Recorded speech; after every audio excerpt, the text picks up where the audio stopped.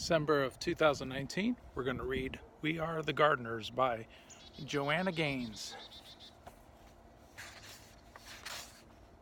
To our dad, you have taught us that we can do hard things and to never give up when we fail.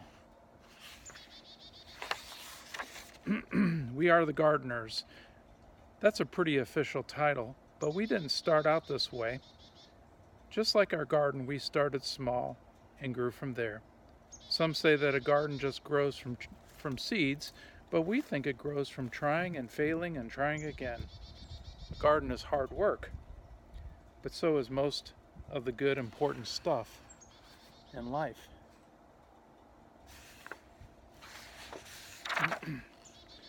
Our family's garden story began with one small potted fern. Dad stumbled upon it at the hardware store when he ran in for some supplies. He said it was just too cute to leave behind, and he thought it would make Mom smile. And it did.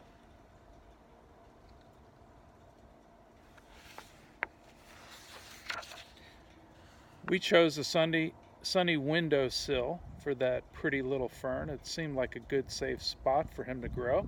This was back when we were little kids, but we still remember visiting the plant each day to give him a drink, and sometimes we'd even whisper to him a bit.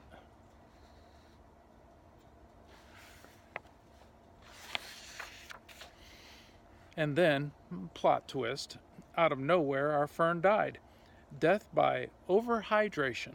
That's just a fancy way of saying we gave him way too much water. Looking back, each one of us must have watered him every day. That's a lot of drinks for a little plant. By mistake, we loved that plant to death. Some people tell themselves they are no good at something after one small failure. But no chance we're going to give up that easy.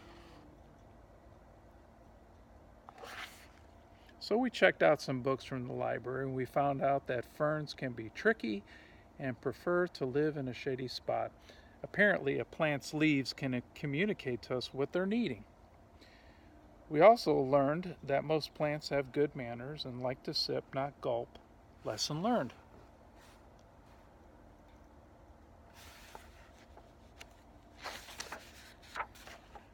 Dad got us a fresh fern, and with it came fresh hope. This time we set the pot on our piano way on the other side of the room where the sun wouldn't give him so much attention. We made a watering schedule and took turns saying a lot of nice things to our little sprout of a plant. And fern number 2 lived and thrived and grew, and finally Mom got him a little potted friend.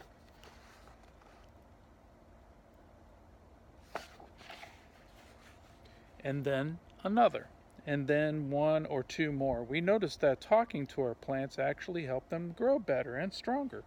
So we added some songs and jokes into the mix. Unlike when we overwatered, 0 plants died from us talking too much. Pretty soon plants were Pretty soon plants were taking over the house, and Dad said it was time to graduate to outdoor gardening. Mom was excited. Mom was as excited about the new outdoor garden as we were, and she started talking about it with a dreamy look in her eyes. That's when Dad called a family meeting so we can come up with a real plan. And there's the next page. Very pretty artwork. I love it. We all gathered around the kitchen table and got to work dreaming, planning, and drawing things out.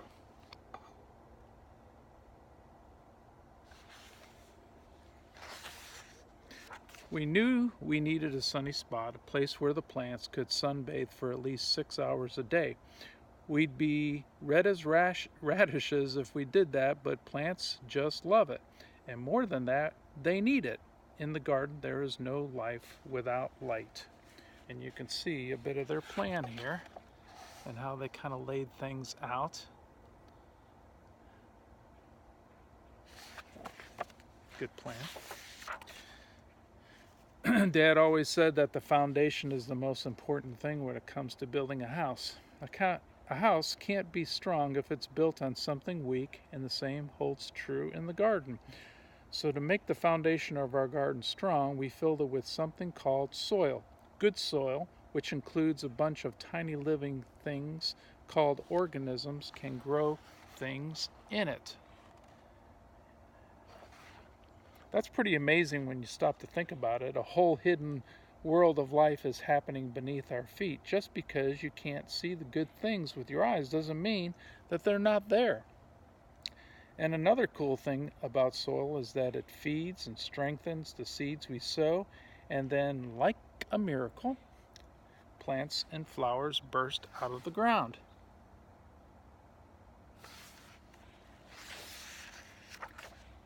We also knew we needed our garden to get plenty of water. Rain is the very best thing for plants to drink, but it's hard to know when and if rain is coming. So a couple other options to keep plants hydrated are to collect rainwater or use a sprinkler or garden hose to get the job done.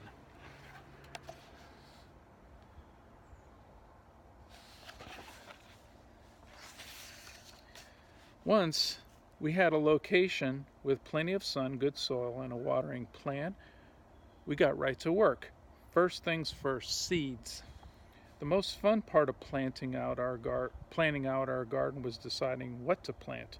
We started with the foods we like to eat, like strawberries and tomatoes, and then we chose some pretty flowers to keep them company. The thing about seeds is that they're everyday miracles. Everything a plant will grow up to be is already hidden inside that seed. That is amazing. We chose flowers like zinnia, sunflowers, and cosmos so that pollinators would visit our garden. Butterflies, hummingbirds, and bees spread pollen around from flower to flower, encouraging even more things to bloom.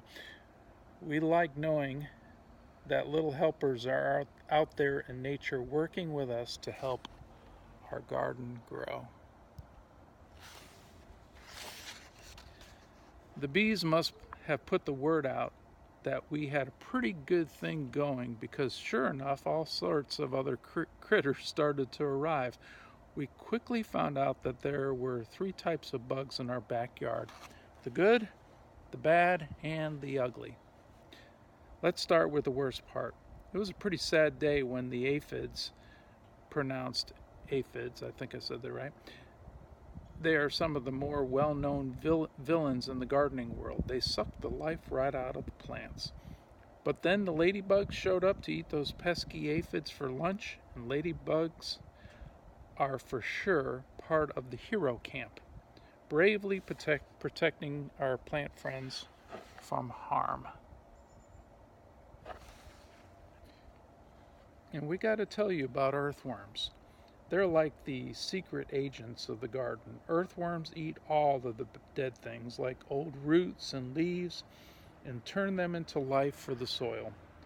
Every time we found one, we would all high-five and celebrate. They aren't pretty, but who cares? They're awesome, and we love seeing them hard at work. I don't think I've ever seen an earthworm with glasses on, sunglasses, but hey, why not? It's a book. We realized pretty quickly that we needed to keep the weeds out. They are the true bullies of the garden. Weeds try to steal water, sunlight, and nutrients from our fruits and veggies, and it's our job to make sure those little rascals don't take over. Tell me about the weeds. Pappy's got a bunch in his garden right now that he needs to pull out. It's a never-ending job. If we ignore the garden for too long, the weeds run wild and hurt our beloved plants. It's so much easier to do just a little bit every day. True that, but Pappy usually just goes after them all on one day and wears himself out in the process. But the job gets done. We are officially gardeners and had a real-life garden to prove it. That garden became our pride and joy. Day in and day out, we tended to our plants, making sure they got plenty of sun and water. Every time a new plant sprouted up from the ground, our excitement grew right along with it. Yep. It's really exciting watching stuff come up. As time passed, our garden grew bigger, and so did our family. When our garden was finally in full bloom and growing tall, we'd run through the aisles and watch the butterflies flutter around us. It's pretty cool when you see the butterflies on the flowers, adding extra beauty. But one day, as we were mid-skip, we noticed some trespassers helping themselves to lunch, and by lunch we mean half of the garden. Animals may look cute and innocent, but some have a sneaky side. They can wipe out a garden in no time flat. For Pappy and his garden, we've got some moles that have gotten in, and other than that, it's probably the aphids and some other bugs like that have done some work on our plants.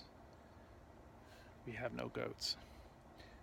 The chickens ate the vegetables, the goats ate Mom's roses, and the bunnies weren't picky at all. They ate anything in sight. Saying goodbye to that many happy plants was even harder than throwing away our very first dead fern. We debated if we should just give up. Was it really worth it to start all over again? Then we remembered one very important detail. We are the gardeners. It was our responsibility to not only to grow this garden, but also to protect it. So we put up a little fence to keep the animals out and got to work rebuilding our garden. Sometimes it's just an ongoing process of trial and error until you just get it right, and then that never happens, getting it just right, because nature always has a way of coming back and doing something. It didn't take long to get our plants and flowers growing tall again. To this day, our very favorite days are when we get to gather the fruits of our labor. Mom loves to set the table with some pretty flowers in every color you can imagine. We help her dream up recipes for the food we've grown. Sometimes when we see all that beauty laid out, we can't believe our hands helped bring it to life, but it makes all the hard work worth it. It's what keeps us coming back day after day, season after season.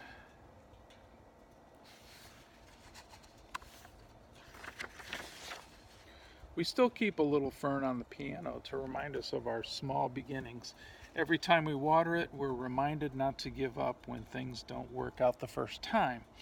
Because the thing is, whether one potted fern dies or half of the garden is wiped out by little critters, every failure or setback teaches us something. Dad says that every hard thing we choose to do makes us braver for the next time. Very wise indeed. Oops.